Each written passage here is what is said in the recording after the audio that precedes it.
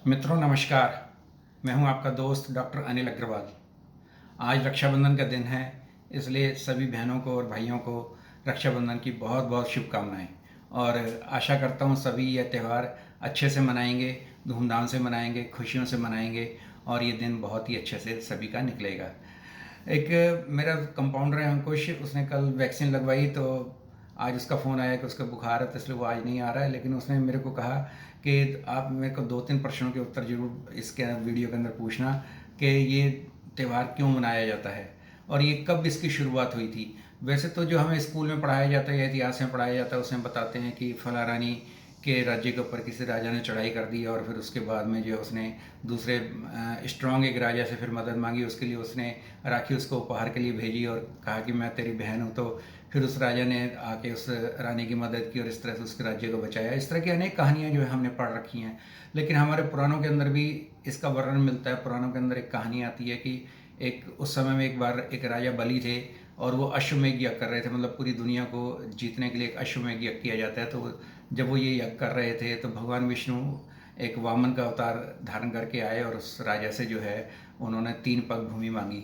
तो राजा ने कहा ठीक है, राजा ब्राह्मण देवता, अगर आपको 3 पग भूमि चाहिए तो आप ले लीजिए, वो आपकी हो जाएगी जितनी आप नाप लेंगे। तो जब उन्होंने राजा ने ये कह दिया तो फिर भगवान विष्णु ने अपना वामन रूप छोड़कर जो है बड़ा एक रूप धारण कर लिया और उसके अंदर 2 पग के अंदर ही पूरी धरती को नाप लिया। तो उसके बाद भगवान विष्णु ने कहा बताओ मैं तीसरा पग कहाँ रखूँ। तो ये सुनकर राजा बलि ने अपना सिर आगे कर दिया कि भगवान आप अपना तीसरा पग मेरे सिर पर रख लीजिए। उसकी बात से खुश होकर भगवान विष्णु ने उसको आशीर्वाद दिया और पाताल लोक रहने के लिए दे दिया।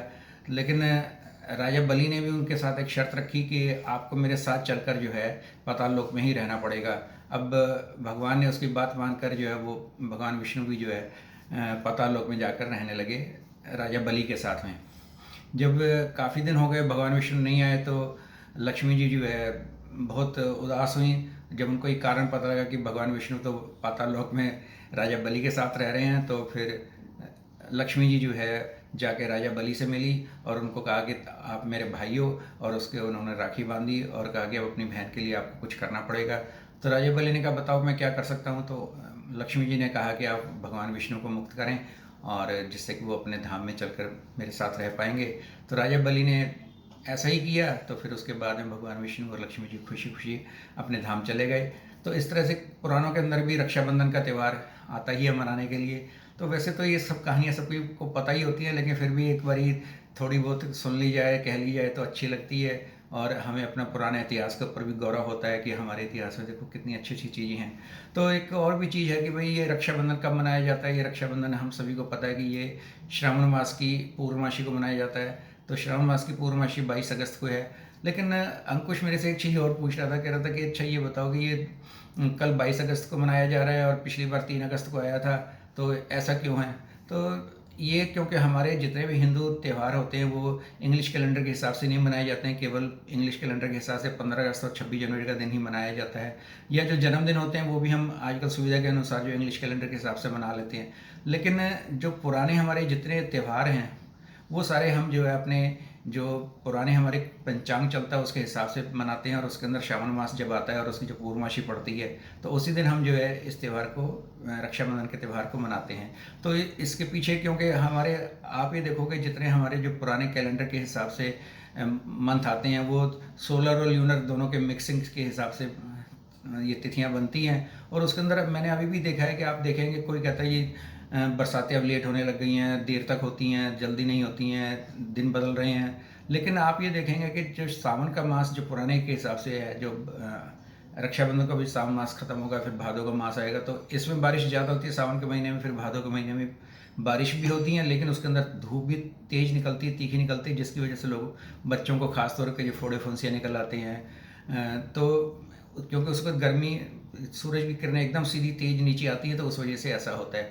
अच्छा, अब क्योंकि ये कोरोना काल चल रहा है तो इसके अंदर जो है ये रक्षाबंधन हमें थोड़ा ध्यान से मनाना चाहिए कि जैसे पहले तो लोग क्या करते थे, बहुत बड़े बड़े उत्सव भी मना लेते थे, बड़े बड़े पंडाल लगा के उसके अंदर भी रक्षाबंधन मना रहे होते थे। लेकिन अब की बार ऐसा ना करें, अपना जो है घर पे सादगी से मनाएं। बाज़ार से मिठाई उसी दुकान से लें जिसका आपको पता हो कि ताज़ी मिठाई मिलती है। बासी मिठाई ना खाएं, क्योंकि कई बार बासी मिठाई खाने से पेट खराब हो जाता है। और मिठाई भी जो खानी है वो लिमिट में खाएं। या अपने घर पे भी आप बहुत सारे व्यंजन बना के, मिठाइयाँ बनाकर उसका आनंद ले सकते हैं और इस भाई बहन के त्यौहार को बहुत पवित्रता से मनाएं। और कभी ऐसा ना समझें कि बहन आपके ऊपर बोझ है, और ना ही बहन को कभी भी अपने भाई से दुराग्रह रखना चाहिए कि मेरे भाई ने मेरे को कुछ कम दिया है, क्योंकि लेना देना कोई इतनी बड़ी विशेष महत्व की बात नहीं है जितना कि त्यौहार को अच्छे खुशी से मनाने की होती है। अगर बहन एक मूली का धागा भी बांधेगी तो वो भी उतना ही प्यार का प्रतीक है जितना कि अगर बहुत महंगी राखी वो लाकर बांधेगी तो उसका महत्व है। लेकिन ये ठीक है कि आजकल राखियाँ बहुत महंगी महंगी मिल रही है, तो उससे लोगों को रोज़गार भी मिलता है। कई हज़ार करोड़ का ये रोज़गार राखी की वजह से हो जाता है, तो उससे और लोगों को भी लाभ मिलता है। जो छोटे काम कर रहे हैं उनको रोज़गार मिलता है और उनको भी कुछ धन की प्राप्ति होती है। तो इसलिए मैं कभी इस बारे में अगेंस्ट नहीं होता हूँ कि क्यों इतनी महंगी महंगी राखियाँ बिक रही हैं। मैं कहता हूँ चलने दो, व्यापार चल रहा है तो इस लोगों को उसका फ़ायदा ही होगा। लेकिन आपस में बहन और भाई का प्यार कम नहीं होना चाहिए, इस बात का अवश्य ध्यान रखें। तो ये थोड़ी सी मैं बातें आपके साथ आज शेयर करना चाहता था, जो मैंने अपने मन की बात आपको बताई। आप सब लोगों ने इस वीडियो को अच्छे से देखा और मेरी और वीडियो भी आप अच्छे से देखते हैं, और मैं तो आपको यही कहूँगा कि मेरे वीडियो को हमेशा लाइक करें, सब्सक्राइब भी करें, और जो आपके और मित्र मिलते हैं उनको भी आप बताएं कि ये वाला चैनल देखा करें। इसके अंदर डॉक्टर साहब कुछ ना कुछ थोड़ी बहुत अच्छी बात बताते ही हैं। धन्यवाद दोस्तों।